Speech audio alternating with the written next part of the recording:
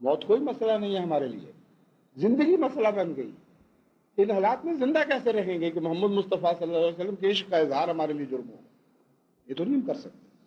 ایسا قانون ہے جس کے نتیجے میں ہر پولیس افسر جس کو چاہے جس وقت چاہے ایم ڈی کو پکڑ لے اور 3 سال کے لیے اس کے خلاف مقدمہ دائر کر دے.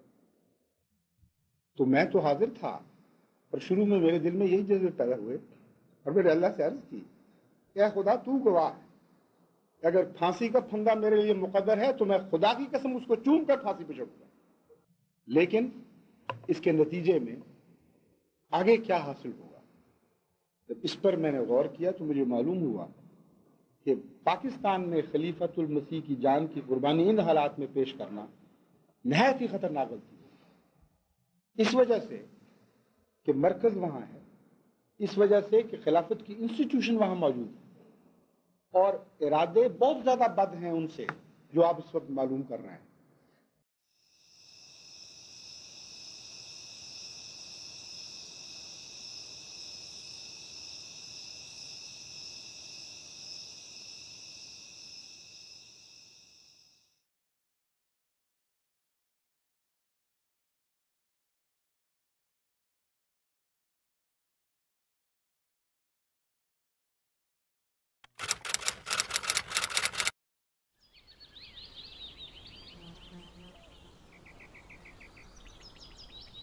(26th of April 1984), I saw the first threatening dream that what is happening is a big thing. It's not an ordinary small accident which is going to take place. In that, although I didn't see anything to happen to me, but I saw something which told me that Qasr Khilafat will no longer be occupied by me, and the enemy will have a sort of threat over Qasr Khilafat which would make me leave that place. So I saw a very deadly and violent, as if intoxicated camel sitting on the top of Qasr Khilafat. This was a dream which normally one cannot imagine. One can see a bird or something, or a man, but if a camel who is supposed to be very vindictive and small-minded thing and who never forgets a revenge when it wants to take. So a very ugly-looking and threatening-looking camel was sitting on the top of Qasr Khilafat, and this is the first time I am revealing this to people. To some friends and relatives, I think I related this to them. So that was the first. And then I saw a dream that in Pakistan there is no peace left. Everybody is conspiring, groups are created, they are abducting people, and law and order is become totally ineffective. And criminals and gundas and these people like hooligans, they have taken practical command of Pakistan into their hands, and they are abducting people and nothing can be done about them. So that again was one step further to mentally prepare me that this country is no longer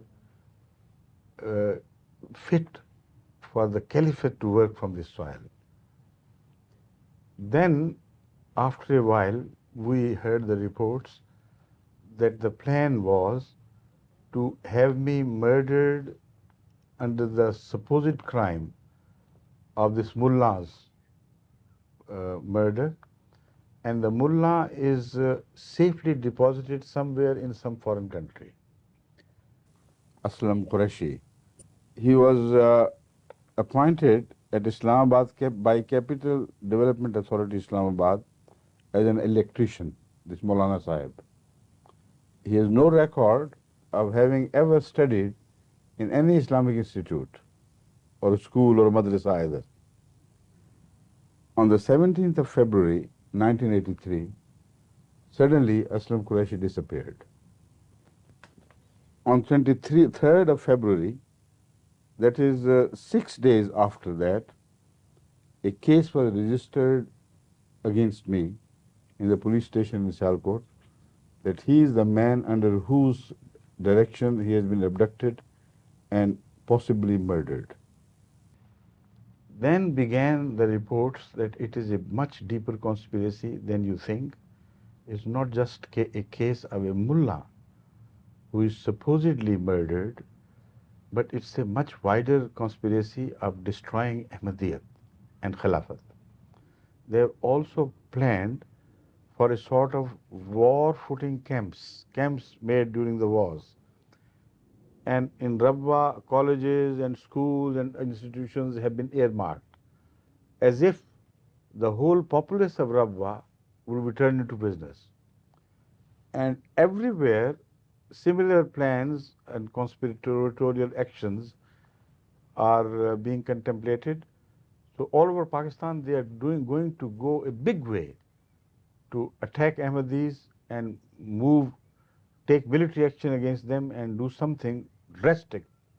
So again, I could only turn to God for prayer. I still was not ready to leave the country just because if they had planned my murder, how could I run away from that? This was not the question. But from newspaper readings, I could surmise that they have the plan of suddenly raiding my residence, which is called Qasr Khilafat, and to smuggle some sort of loose evidence like a corpse, dead body or something, and dig it from under the floor and say, look here, this is the mullah.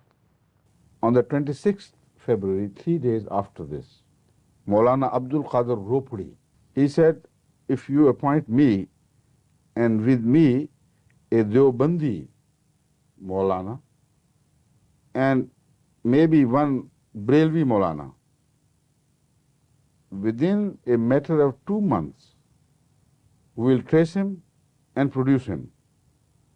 And if I fail to do that, I invite the government to shoot me publicly in Minto Park, Lahore. Right? Who had abducted and from where they were intending to recover.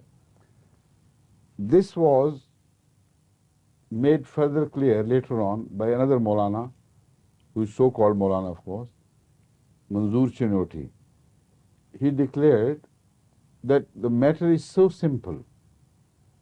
Arrest Mirza Tahir Ahmed, remove him to the torture cells in Qila, Lahore Qila, the castle of Lahore, and hang him upside down. Within a matter of few hours, Maulana Aslam Qureshi will be in your hands. That was the temple they were building against my image and in the image of Jamaat Ahmadiyya. You know, when I suspected that something is cooking against Ahmadiyyat between the mullah and the then dictator of Pakistan, Ziaul Haq, instead of running away, I went straight to Islamabad and camped there for 7 days until the deputy commissioner of Islamabad, one of the deputy commissioners, I think it's divided into 2-3 areas, where I was residing, he sent me a very urgent message. It happened the day after I received the message through an SP from Ziaul Haq himself. Rest assured and sleep in peace, nothing would happen, no problem. This deputy commissioner said, my earnest advice to you is, for God's sake, return immediately to Rubwa, or it will be too late. Things will happen. A murder could be planned immediately, even there. So I inquired, why does he advise me? The person who carried the message said, he is not going to tell you anything, but he said, have trust in me. For God's sake, leave this place immediately. So I consulted Ahmadi. I said that maybe he has got some information and it's better to abide by his advice. After all, he seems to be a good reputation of being a kind, thorough human being. So we took advice and I left. And 2 days after my departure, or 3 days after my departure, this was announced. This anti-Ahmadiyya ordinance was publicly announced.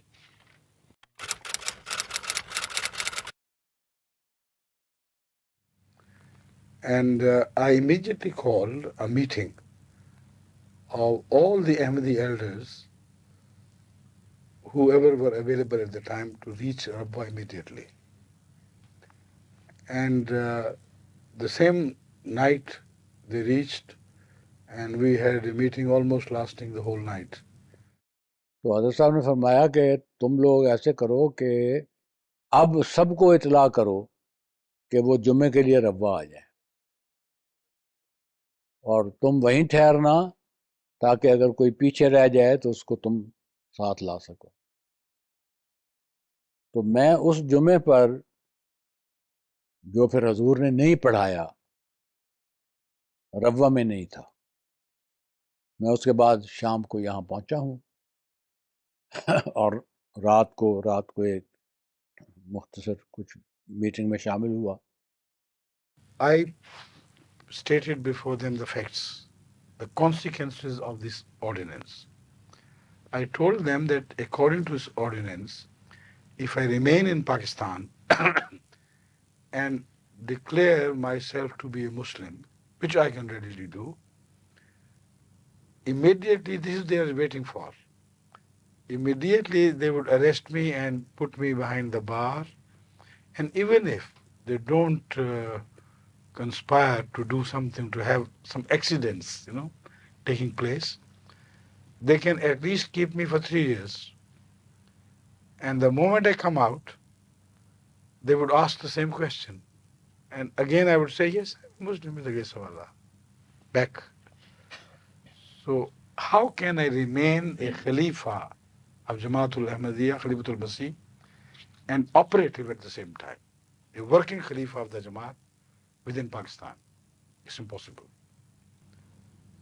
So this story was in circulation, that they planned to first of all have me murdered, then they expected the Jamaat to strongly react against it, then to mercilessly murder and gun down, and no permission would be given for the institution of Khilafat to be for the Khilafah to be Khalifa to be re-elected, and for the House of Representatives, which make the election of Khalifa, would not be permitted to meet in Rubwa or anywhere. Now imagine if that had happened, then Khilafat, once broken, cannot be reinstated until a prophet comes. See? This was a very grave issue. All discussions having finished, everything said and done, everybody had in fact come with the strong advice that I must leave the country as soon as possible. When all this was decided, almost decided, I said, look here, I am going to accept your advice only on one condition. I am not going to change that condition. Do come whatever may. Number one, I will not go out of the country incognito. I'll wear my same dress, I'll wear my turban, and use the same passport. That is one condition. The second is that if between now and my departure I receive any intimation that I am required for any inquiry of any sort, then I will not leave. Because I said I don't want this blemish to be cast on an Ahmadi Khalifa, that he ran away from justice. آخری جو حضور نے نماز مغرب پڑھائی ہے سفر سے ایک رات پہلے، اس نماز مغرب کے بعد حضور جب جانے لگے تو جیسے ہوتا ہے ہم سب بھی اٹھنے لگے، تو حضرت صاحب کھڑے ہو گئے، حضرت بیٹھ سے سب بیٹھ کے، اس پر حضور نے فرمایا میں نے آپ کو اس لیے نہیں بلایا، اس لیے نہیں بٹھایا کہ میں کوئی تقریر کرنی چاہتا، میں آپ لوگوں کو دیکھنا چاہتا ہوں، میری آنکھیں آپ لوگوں کے دیکھنے سے ٹھنڈی ہوتی ہیں، میرے دل کو تسکین ہوتی ہے، اور خدا کی قسم کسی ماں کو اپنے بچے سے اتنا پیار نہیں جتنا مجھے آپ سے پیار ہے۔ یہ حضرت صاحب نے چند میں کہیں سننے کی تاب، اب بھی مجھے وہ نظارہ نظر میں آ رہا ہے، سننے کی تاب نہیں تھی اس کی کسی، بس حضرت صاحب یہ کہہ کے چلے گئے، اور مسجد میں دیر تک کا باپ روتے رہے۔ So it was decided that I would leave on Sunday morning by car to Karachi, because by Monday the plane left early after midnight of Sunday. I moved from my Qasr Khilafat, the house of residence of Khalifa, to a cousin of mine, and spent the night there. بلکہ دیکھیں میں رات کو میں اور میاں احمد پگڑی ساتھ تھی ویسے کہ نہیں؟ اسی موٹر میں، پگڑی تو ساتھ تھی، ہم اسی موٹر میں جس میں آپ آگے لے کے گئے ہیں، ہم رات کو کوئی 11 بجے کے قریب پہلے چلے گئے تھے، حضرت صاحب پیکنگ وغیرہ کر رہے تھے، بیگم صاحبہ پیکنگ کر رہی تھیں، تو اس وقت حضور کو میں اور میاں احمد لے کے قصر خلافت سے میاں احمد اگلی سیٹ پہ بیٹھے، میں ڈرائیو کر رہا تھا، اور پیچھے حضرت صاحب، بیگم صاحبہ اور مونا، بی بی مونا اور بی بی طوبہ، یہ ہم حضور کو لے کے تو حضرت صاحبزادہ مرزا بشیر احمد صاحب کے مکان پہ آئے، جس میں مرزا صاحبزادہ مرزا حمید احمد صاحب رہتے تھے۔ ان سے ہم نے پہلے بات کی ہوئی تھی، ان کو بتایا نہیں تھا، صرف میں نے ان کو کہا کہ بھائی حمید آپ کا ایک کمرہ چاہیے ہمیں، تو انہوں نے مجھے ایک کمرہ دکھایا، وہ چھوٹا کمرہ تھا، اس میں اے سی لگا ہوا تھا، میں نے کہا نہیں یہ کمرہ نہیں، مجھے آپ کو بڑا کمرہ چاہیے۔ وہ کہنے لگے پھر میرا بیڈ روم ہے اس میں اے سی ہے، اور کمروں میں تو اے سی نہیں ہے، وہ لے لیں۔ تو اس رات کو ہم پھر سب کو لے آئے، حضور نے پھر رات وہاں گزاری۔ حضور کے منظوری کے لیے جو پلان پیش ہوا وہ یہی تھا کہ ایک کانوائے اسلام آباد جائے، وہ رات کو ایسے وقت میں یا صبح کے وقت ایسے وقت میں روانہ ہو کہ لوگوں کے سامنے سے جائے، یہ بھی ظاہر ہو کہ خفیہ جا رہا ہے مگر لوگوں کو پتہ بھی چلے کہ گیا ہے، اور اس میں حضور کی جو نارمل گاڑیاں استعمال ہوتی ہیں اور جو نارمل حفاظتی عملہ ہوتا ہے وہ سب کا سب ان کو جائے، اس میں جائے اور وہ اسلام آباد چلا جائے۔ انٹیلیجنس والے اس کو فالو کریں گے، خود بخود اپنے عربے لگائیں گے کہ ہاں یہ اسلام آباد جا رہے ہیں، ہم کوئی اعلان نہیں کریں گے۔ صبح کی نماز میں اعلان کر دیا جائے گا کہ حضور کی طبیعت ٹھیک نہیں ہے، تو اب آپ نماز پڑھ لیں۔ نہیں، جھوٹ نہیں بولا جائے گا، یعنی فوراً جو آپ نے ایک آبجیکشن کیا سارے پلان میں وہ یہ تھا کہ میرے بارے میں کوئی جھوٹا اعلان نہیں کیا جائے گا، جھوٹ ہم نہیں بولتے۔ یہ اعلان کر دو اسی طرح سے کہ بس اجازت سے نماز پڑھ لیں، یہ کہنے کی کیا ضرورت ہے کہ میں بیمار ہوں جبکہ میں بیمار نہیں ہوں۔ And we left early morning, not via the ordinary route going through Chiniot and Jhang, etc., but we moved in the direction of Sargodha and Islamabad, you know, To the north. to the north. And at Laliya, there was a road jutting out in the direction of Jhang, which would connect us with the main road to Karachi. That was the plan. کیونکہ اس side پہ چنیوٹ سے وہ چنیوٹ جانا مناسب نہیں تھا، ان کا فیصلہ کہ وہ دیکھ سکتے آدمی کون جا رہا ہے، تو اس لیے ادھر سے یہ روٹ سلیکٹ کیا تھا۔ ادریس صاحب کی گاڑی سب سے آگے تھی، اس کے بعد وہ گاڑی تھی جو میں چلا رہا تھا جس میں حضور تشریف فرما تھے، وہ تھے، اس کے بعد میں پیچھے تیسری میں آپ تھے، جی بریگیڈیئر وکیل زمان، میرے ساتھ بریگیڈیئر وکیل زمان صاحب، ہاں یہ تھے، ہارون صاحب، اور میرا چھوٹا بھائی سعید تھا۔ اور آپ کے پیچھے کس کی گاڑی تھی؟ آخری کار میں میاں مجیب ڈرائیو کر رہے تھے، میں ڈرائیو کر رہا آخری گاڑی مرزا مجیب الرحمان صاحب ڈرائیو کر رہے میاں تھے۔ مجیب ڈرائیو کر رہے تھے، میں تھا۔ بعض جب ہم لالیاں سے مڑے ہیں تو اس وقت ذکر آیا ہے کہ فجر کی نماز پڑھ لی جائے، تو وہ میں نے تکبیر کہی اور میں دائیں ہاتھ بیٹھا تھا، حضور بائیں ہاتھ بیٹھے تھے، تو گاڑی میں چلتے ہوئے حضور نے نماز پڑھائی، تو حضور نے وہ نماز پڑھائی تو اس کے بعد پھر حضور نے بعض دعائیں پڑھنی شروع کی ذرا اونچی آواز سے، تو وہ بڑی خاص دعائیں تھیں، حضور کو پر رکعت طاری ہو گئی، میری طبیعت پہ بھی رکعت طاری ہو گئی. اور Now, first surprising thing I tell you about this is that my second daughter, she saw a dream and told me, Abba, I have seen a very strange dream. And the dream tells me that we are going out somewhere in the cars, and at one place there is some road blockage or something, and we slow down. And there I see some beggars, who are apparently beggars, but they're very tall, stout people, like as if they belong to army or police or something, and they're clad in big coats, and they behave like beggars. They ask for money. And when we reached that a long passage, it was impossible for us to maintain speed. We just crawled along. And there suddenly, we saw these exactly as she had seen. That reassured me. I knew then, with the grace of Allah, it's Allah's hand, He already has told us and forewarned us. And without this front man, he is the son of late Hazrat Chaudhry Asdullah Khan Sahib, the younger brother of Hazrat Chaudhry Zafrullah Khan Sahib.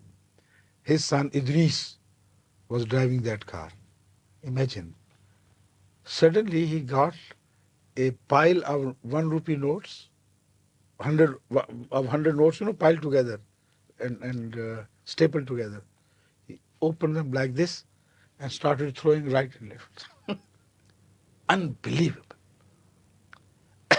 And these so-called beggars, they were intelligence people, but they couldn't resist money. So instead of rushing towards me, they started collecting money. We spread the money all along, And as they were busy collecting money, we just passed through. اس کے بعد ہم ایک جگہ پر پہنچے جس کا نام مجھے علم نہیں ہے. حضرت صاحب نے فرمایا کہ یہاں سے کھانا لے کے جانا ہے، وہ ڈھابے والا ہے. یہ ہم انٹر ہو گئے تھے سندھ میں. ہاں سندھ میں انٹر ہو گئے تھے جلدی. جب ہم وہاں پہنچے ہیں نا تو بریگیڈیئر وکیل زمان صاحب آئے کہ حضرت صاحب کہتے ہیں کہ کھانا. تو میں نے کہا جی کھانا سارا ہر موٹر میں کھانا، چائے، سینڈوچ وغیرہ سب پڑا ہوا ہے. کوئی کہ نہیں، حضور فرماتے ہیں کہ میں نے ڈرائیور ہوٹل کا کھانا ہے. تو پھر میں نے اور میاں مجیب نے، ہم نے برتن بھی نہیں تھے کیونکہ کھانا تو ساتھ لے کے چلے تھے سینڈوچ ٹائپ. تو ہم نے وہاں وہ دیگچی خریدی اور چیزیں لی، اس میں وہ دال اور کچھ وہاں خاگینہ بنوایا، ابلے ہوئے انڈے ڈالے بیچ میں. تو وہ میں تو بریگیڈیئر صاحب سے لڑ پڑا نا کہ آپ مطلب روک کے سب کو روکا ہوا ہے کہ کھانا لینے. کہنے لگے میں کیا کروں گا، سب کہتے ہیں سب فرماتے ہیں کہ نہیں ہم چل پڑے ڈرائیور. ہاں آپ چلے گئے، چل پڑے تھے آگے. خیر ہم پیچھے پھر پہنچے، آپ لوگ وہاں آ گئے. پھر سکھر جب ہم پہنچے ہیں تو نہر کے کنارے، مجھے یہ علم نہیں تھا کہ سکھر میں بائی پاس بن گیا ہوا ہے اور وہ نہر کے اوپر سے اس طرح گزرتا ہے. تو وہ جگہ بڑی خوبصورت لگی. تو میں نے حضور سے عرض کیا کہ یہاں رک جائیں. اصل میں ہاں یہاں رک جاؤ. تو وہاں ہم رک گئے. پھر اس کے بعد پیچھے سے کاریں آتی رہی. سکھر سے آگے پھر کراچی واز لیڈنگ اس. ہاں اور اس پر جاتے جاتے پھر ہم حیدرآباد والے موٹر وے دریا پر رکے ہیں، جہاں حضور نے بعض لوگوں کے ساتھ مشورے کیے ہیں. یا وہاں رکے ہیں نہیں، وہاں یا اس سے آگے کوئی ٹول کراس کر کے، آگے کراس کر کے جہاں ٹول ملیر کے قریب، ہاں جہاں ٹول تھا نا وہاں. And then we reached at about 10:30, reached Karachi. And there my residence, I had not to live the night over, so some Ahmadi was organized. It was decided between the Jamaat and some Ahmadi that I would rest for a while at his house.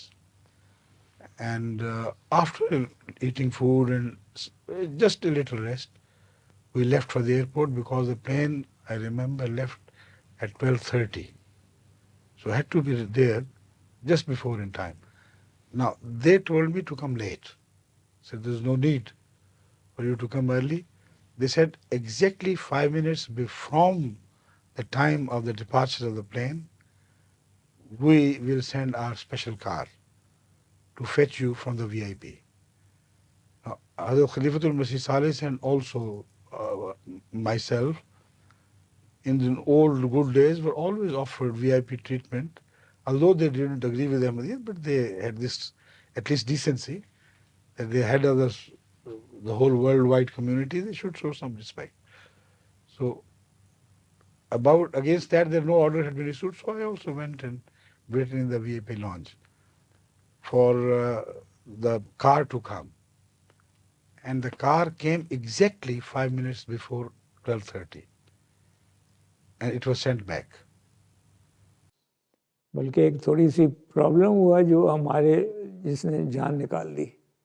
ایک military jeep آئی, اس میں uniform آدمی star لگے ہوئے, وہ اندر بھاگا, اتر گئے. فاروق مجھے کہتے ہیں کہ یہ گڑبڑ لگتی ہے, کوئی تیار ہو؟ میں کہ بالکل تیار. Before that, I saw very mysterious activity going, people coming, immigration officer, the chief of that area at that time. He came in and walked, and when Ahmadi inquired, he said, no, there's no problem, it's okay. But I suspected, I told Asfa, my wife, that something is going on and the car has been sent. But I said, don't be afraid. Absolutely, because I know Allah has to take care of Khilafat, and He would not let anything happen to us. Be sure. So it went on and on until at 1:30, I was told that the car has again arrived. And in the previous case, they had told me that it was sent by mistake. The plane is delayed by 1 hour. While the fact was that they had refused to send me by that car, they had sent the car back, and the plane waited for me for 1 more hour. While normally they don't do it for passengers, The plane should have left me alone and gone. But this was a Pakistani officer who was commanding this whole situation. He refused to permit the plane to leave without me. The airport. I mean, he was in touch with them. Yes. I didn't see him on the airport, but he was commanding. Yes. He was in full command of the position. The Dutch officer had handed the case over to him. He still arrived once he came to England and met me. Of course, I was extremely grateful to him for his kindness and decency. So he's a brave man. He wouldn't permit the plane. He was the boss. So at 1:30, we left. The plane, of course, went to Geneva and from there on to Holland. And there we had to wait for a while. Then we came to London. السلام علیکم. اچھا آ گئے ہو. اچھا ساری plan ہے وے کہ we will be taking the next, not on the next plane, the next available plane at 12 o'clock sharp, it will leave here. Around midday, Huzur arrived at Heathrow Airport, and by the grace of Allah, we had made all the arrangements, no problem, no difficulty, and the staff of the KLM on which the airline on which Huzur travelled, they were also available. Now, other things happening, very interesting. Now I turn to them. Why was it delayed and what was the problem? Why were they so worried and why did they not stop me? The facts which came to be revealed later on are so strange. Immediately an inquiry was launched as to how on earth could Mirza have escaped. They said escape, despite the specific orders from General Zia that he should not be permitted to leave the country. Now this revealed some very interesting facts. And throughout you see the hands of Allah so clearly working that even only the blind cannot see, the rest should know, understand what was happening. During the hijrah, if it is blessed by Allah, these things happen. Eyes are blinded, people's minds are befogged, ordinary, simple things are ignored, and that is how it always takes place. It so happened, very interestingly, in 1983, my passport had run out, a year after my being Khalifa. And I went to the passport officer for renewal, and he asked me to wait for a few days, and then he renewed it and handed it over to me. But after I left, immediately, he was plagued by the visits of various intelligence agencies. Why did you have this passport made? Didn't you know that he was prohibited from leaving the country? So if he were prohibited, why did you issue a passport? So then he remembered, he said, look here, I remember a letter being issued to me prior to the event of his issuing the passport to me. And early 1983, the letter was signed by Zia himself. It was taken, the matter was taken so seriously that to his memory, we found out from him, the letter was signed by General Zia himself, and it said, Mirza Nasir Ahmed, the fourth head of the Ahmadiyya community, is not permitted to leave the country from any borders, by any means. Just a short, crisp order and signed. Now, I'm not sure whether it was signed by him or on his behalf by the officer, but the order, according to him, was conveyed and dictated by Zia himself. This view was further supported by a very highly placed Pakistani officer in the central government. He said, you know, what happened was that Zia dictated the order, and because he was used to relating with Hazrat Mirza Nasir Ahmed, my predecessor, so his name came automatically to him.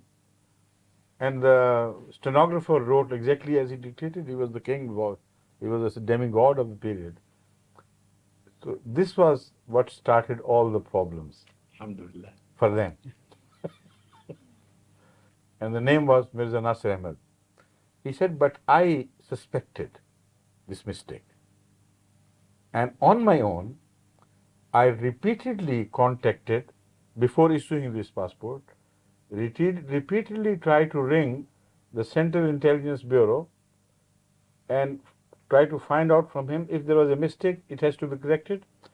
And he said that it so happened that every time I rang, there was no response. The telephone always was engaged until I got tired, and I said, all right, to give the passport. Another thing, the same thing must have happened the night when I was leaving. The telephone kept ringing, nobody raised it, nobody lifted it. Normally it doesn't happen. So he had 3 days for his trial and no answer, so he said, all right, let it go as it is. So that is how the passport was issued to be. This is the passport copy. You see? The fourth head of the Ahmadiyya community. This was the passport I traveled. There is this stamp of my departure from Karachi airport. So these liars, these mullahs, Chinoti as well, they started, abusing me as a man who escaped from justice, incognito, covered, disguised like a woman under a false passport. And how God's hand helped me out of this country is further supported by the view that I traveled all the way by car from Rubwa to Karachi during the broad daylight. Never changed my dress. My kafla was with me. And one of the agencies, perhaps the same Fuqara, who posed as Fuqara, they reported it immediately to the government. They said, we suspect, because they hadn't seen me clearly, because they were more interested in money. So they said, we suspect that Mirza Tahir Ahmed has left for Karachi by road. Now this is a certain positive report. it was processed in the center, and they said they must be fools who are saying that, because the 4 other agencies have reported to us that Mirza Tahir has left for Islamabad, perhaps to meet General Zia. So how could be all these 4 wrong? And so many people are witness to seeing a convoy going towards Islamabad. So he has to be wrong. And the only person who was right, he was considered to be wrong.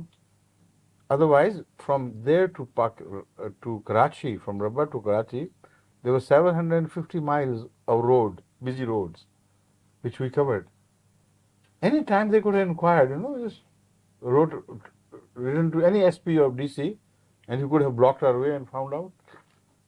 It was a great matter of disgrace, I think, for Ziaul-Haq, that during that period and with that kind of attitude, Hazrat Sahab should go through the VIP room. Yes. After writing his name there and traveling first class. اور کس طرح شریف آدمی جانتا ہے. this is the way a gentleman travels. میں نے 27 April 1986 کی صبح کا وقت خواب میں یہ دیکھا کہ حضور اسلام آباد جانے والے ہیں اور ایک منی پاس میں جائیں گے جس کی ارد گرد حضور کے پہرے دار موجود ہیں اور جو سب کے سب آسمانی رنگ کی یونیفارم پہنتی ہیں اور ان پہرے داروں کی ارد گرد سرکاری پولیس ہیں. جب میں اس پاس کے قریب آ گیا تو میں نے حضور کو نہیں دیکھا اور یہ سمجھا کہ حضور تو عیب کے طریق اسلام آباد تشریف لی گئے ہیں اور پاس کے اندر تو صرف کچھ سامان موجود ہیں. پھر میں نے اسی پاس میں حضور کی الوداع کہنے کے لیے بیٹھ گیا اور پھر داروں کے ساتھ سفر کرنے لگا.